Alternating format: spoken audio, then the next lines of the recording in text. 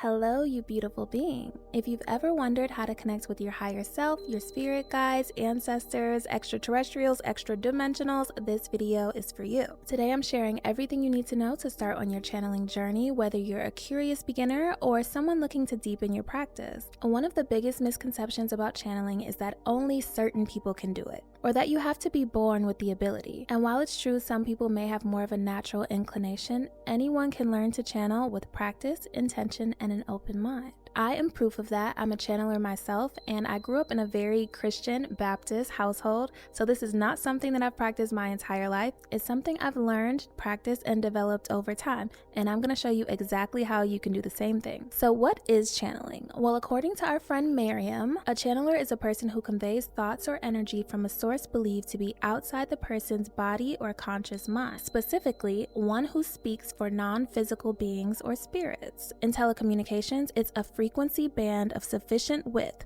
for one or two-way communication from or to a transmitter used for television or radio. In simple terms, a channel is a passageway, a means of access for a thing, a communication, or an idea. Okay, that was a lot of definitions, so for our purposes, this is how I will define it. Channeling is the process of connecting with higher guidance or spiritual energies to receive messages, insights, or inspiration. Now, there are different types of channeling, but the first thing you need to know is that you are already channeling. If you've ever been going about your day and you suddenly receive an intuitive download, an insight, an aha moment, and you have no idea where it came from, then you've channeled. When you're writing a song, a poem, or you're painting or gardening and the ideas just seem to flow and you feel inspired, you're channeling. I think a great example of this is in the movie Soul, where it shows people in the zone and they're so deeply immersed in something that they love and they're just caught in the moment. They're in the zone, they're channeling inspiration from an otherworldly place. So the good news is you already channel, but if you've clicked on this video, chances are you're looking for an even deeper connection or you're looking to connect with a specific energy.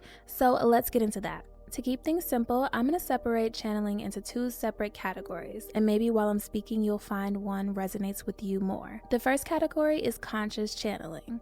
Conscious channeling is receiving messages or information while you're fully awake, aware, and conscious. This can look like automatic writing or using oracle, tarot decks to interpret messages, and maybe you receive information as you go along. If you've ever watched a YouTube tarot reader, a lot of times they'll say, "Oh, my guides are now telling me to tell you this," or "I'm being shown to pull another card." That would be an example of conscious channeling. We call it conscious because, again, they're aware of what's going on around them, and it's not like their body has been taken over by an energy or entity. In music, this could look like freestyling. I personally believe that a lot of rappers and singers who can freestyle really well are pulling from other energies. And I'm not saying those energies are always full of love or bringing forth the most conscious, high vibe messages, but energy is energy. They can still be channeled nonetheless. We'll talk more about intention and how to choose who or what you channel later on. If you're enjoying this video so far, don't forget to hit that like and subscribe button. It's a small action that makes a huge difference for my channel. Thank you.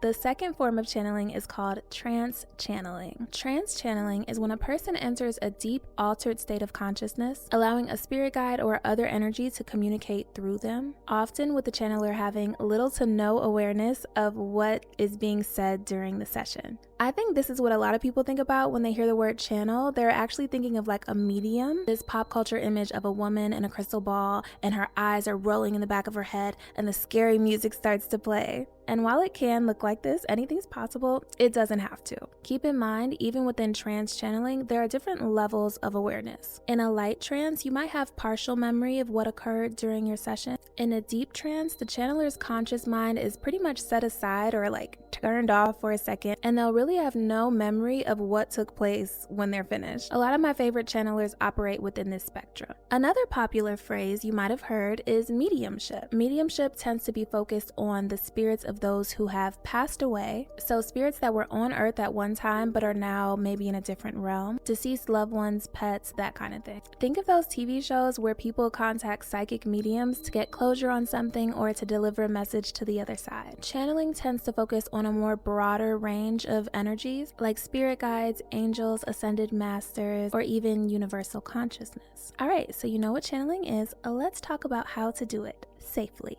Now, I've studied a lot of channelers before I ever started consciously channeling. Some of my favorites are Lee Harris, who channels the Z's, Esther Hicks, who channels Abraham Hicks, and Sheila Gillette, I believe it's Gillette, who channels Theo. If you haven't heard of Sheila, check her out. She is so iconic. She's actually the person who introduced Esther and Jerry Hicks to channeling. Esther and Jerry went to visit Sheila and she channeled for them long before they ever started channeling Abraham. I think that's super fire. She's an OG and someone I respect a lot. And one thing I love about all these channelers is that they always speak about it being a process. None of them were consciously doing this their entire lives. And now all of them can go on stage or to an interview or somewhere in their house and tune in and bring forth a certain energy. I don't know about you, but I think that's very encouraging because if someone else can learn, that means we can all learn too. Like I said earlier, I grew up in a very Christian household. I was in church 5 days a week, and if you would have told me that I'd be channeling ETs and my higher self, I would have looked at you like you were crazy and probably sprinkled some holy water on you. After reading countless books, watching interviews,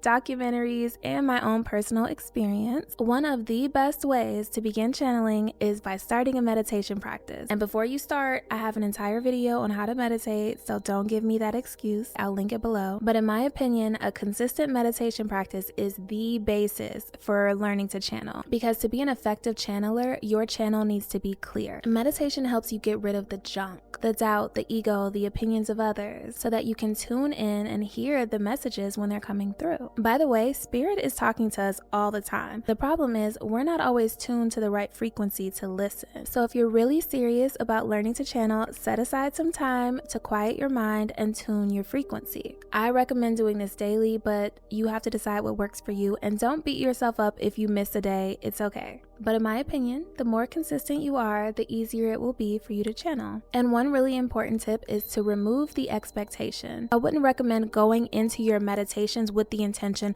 of immediately receiving the channeled information, because then you have an expectation and you might find it harder to be present and harder to tune in. So just go with the intention of clearing your mind, raising your frequency, and be open to the fact that insights might come, but don't hold on to that expectation so much to the point where it repels it. If insights come, beautiful, and if they don't worry, things are still being accomplished. A form of meditation I really love is called breath work. I talk about this in my meditation video, but I pretty much do breath work every single day. It's my main form of meditation because I don't really like sitting in silence and I like giving my body something to do. Plus, I love the benefits of breathing exercises. I highly recommend the channel Breathe with Sandy if you haven't already checked it out. They have a DMT meditation which is incredible, and I love doing this before I channel. I also recommend keeping a journal and taking notes of anything of interest that arises during or after your meditation. It doesn't have to be a big song and dance. It can literally be 2 sentences that you write down. Journaling also helps you process your emotions and your experience. If you enjoy journaling, you may want to try automatic writing. A lot of channelers report they got their start by journaling, which then turned into automatic writing. If you haven't read the book Conversations with God, highly recommend. I listened to the Audible version. The entire series is a channeled text, and the author Neil Donald Walsh accidentally started the series because he wrote an angry note to God. He was so fed up with his life that he just sat down one day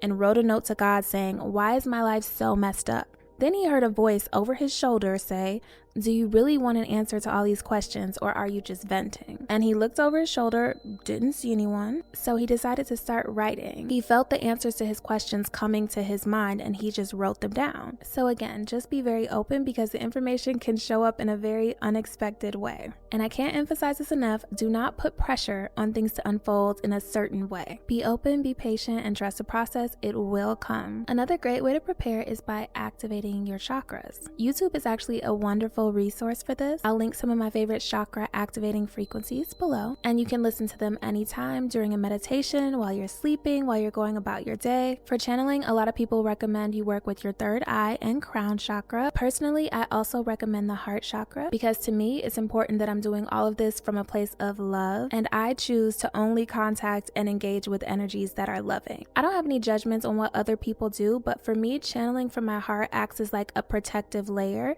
because I don't want to play around with certain energies. That's just not my path. It's not something I desire. So I always set the intention to only connect with beings of divine love, and I don't even make myself available to anything operating on certain frequencies like fear. Activating your heart chakra also helps get the ego out of the way so that you go into this process from a place of love and seeking things that serve your highest good. So throughout the process of meditating and journaling, it's very likely you'll start to receive insights. Remember not to discount anything, no matter how big or small it seems. This is a time to embrace that sense of childlike wonder or your inner Delulu. I'd also recommend keeping this journey to yourself unless you have a very trusted friend, someone who is understanding and on the same vibe. Maybe you have a friend that's a channeler as well. You don't need anyone sowing seeds of doubt that will set you 10 steps back every time you take 2 forward. Channeling is a very personal journey, so it's okay to keep some things to yourself. Or if you do want to share the information, maybe you want to give just small pieces. The point is, be very discerning. Obviously, if you're processing very difficult or traumatic emotions, you want to speak to someone you trust. Okay, so you have your meditation practice, you're listening to your third eye and crown chakra frequencies, you're journaling, and maybe by now you've already started to channel a little bit, but maybe you want some tools to speed this process up, or maybe you want some confirmation from the universe that this is even working. I like to think of spiritual tools as extensions of energy, whether it be your own or higher consciousness. So to me, the power is not in the cards or in the object, but in the intention and energy you bring to them. They're simply channels to help you focus and amplify the connection, making it easier to receive and interpret the guidance that's already available to you. Before you work with any tools, it's always important to set your intention. I am calling in my spirit guides. I am open to communicating with beings of love. Whatever intention works for you. Oracle cards and affirmation cards are 2 of my favorite tools. I'm not a big tarot girly, but that's only because there's a big learning curve in my opinion, but I do use them occasionally. I pull oracle cards whenever I feel called, and I love to do it after my meditations. If I have something I want to ask a particular guide, I'll set that intention and ask my guide to communicate with me through the card.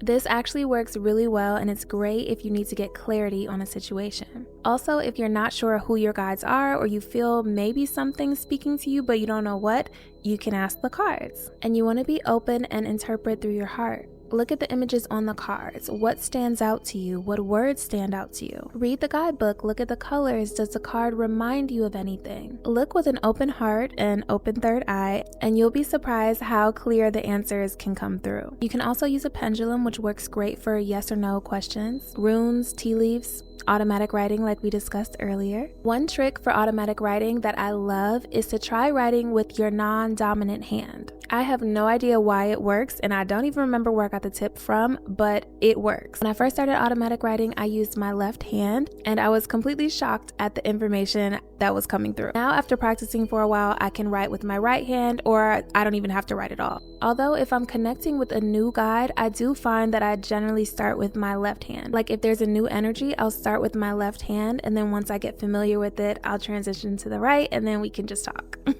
But everyone's process is different, so just do what works for you. If you receive a message that feels confusing, ask for clarity. I do this all the time. Sometimes I get the answer immediately, sometimes in a few hours, or sometimes a few days. And the answers can come in very unexpected ways, so pay attention to what's going on around you. Pay attention to synchronicities and signs throughout the day. On the topic of tools, one I do not recommend is a Ouija board. Now, I don't want to scare you, and I do not believe in pushing fear-based narratives. And honestly, I have no rational reason to not recommend this, except that it just intuitively feels off to me. Energetically, it feels off to me. And it's totally possible that it's the pop culture associations and a little bit of my Baptist programming coming through. But in my opinion, Ouija boards operate a lot differently than other tools. Personally, I feel like they serve as a really strong portal from the spirit world to the physical world. And I think they should only be handled by very experienced energy practitioners, if at all. Now, everyone is different, and maybe they resonate with you and you've had a great experience with them. I'm just saying, on my channel, I don't recommend it. I think they're unnecessary. You can definitely channel effectively without it.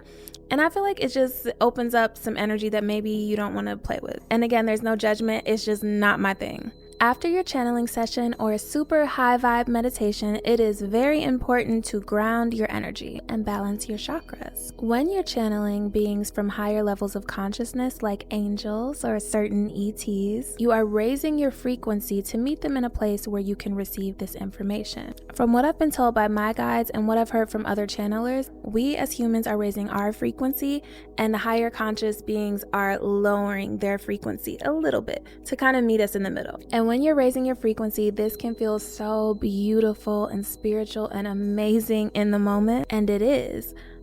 At the same time, you don't want to stay there. It can be very exhausting and disorienting to walk around on Earth, such a dense place, with such a high frequency. Grounding helps anchor your energy back into your body and connect you to the Earth so you can feel centered and present and safe. The good news is grounding is so simple, and it's something a lot of us naturally do whenever we start to feel anxious. You can spend time in nature, walk barefoot on the earth, hold a grounding crystal like black tourmaline or red jasper, or one of my favorite things, you can eat or drink something grounding. Dark chocolate, a ginger tea, really any root vegetable is great. Just pick a nice healthy whole foods and try to stay away from super processed foods and alcohol. I'm not saying you can never have a drink, and actually what I found is that after a channeling session you may crave a drink because alcohol is such a low vibration. It just is. Alcohol is a lower vibration, so it will help pull you back down to earth. But I think there are other ways to do it without jolting your system, if that makes sense. But again, there's no judgment, there's no shame. You have to find what works for you. And since you'll be working a lot with your upper chakras, the third eye, the crown, and hopefully the heart, you'll want to bring them back into balance so you're not too open when you go out in the world. There is a such thing as being too open, and it can cause you to feel drained, overly sensitive to energy, and even anxious or sad. If you're an empath, then you know what I'm saying. So remember, you've opened up these chakras. You don't want to close them necessarily, but you want to bring them back into balance so that you can go about your earthly duties. There are many ways to do this. I ask for assistance from my guides. I also love a good cleanse. So after my channeling sessions, I will anoint myself with Florida water, like all over my body. I don't know what it is, but it just calms me right down. Or I'll do a smoke cleanse. I love Palo Santo, Copal, frankincense, myrrh. If you have a favorite incense that speaks to you, that could be great. And I set the intention that I am grounded, I am balanced. You can also visualize your third eye and crown chakra coming into balance. Y'all know I have aphantasia. I don't visualize anything. If you're like me and you can't visualize, you can imagine the feeling of it happening, if that makes sense. Okay, I hope this video helps you on your channeling journey. Don't forget to subscribe, like, and leave a comment if you have any questions or if you want to share your own experiences. Thank you so much for watching, and I'll see you next time.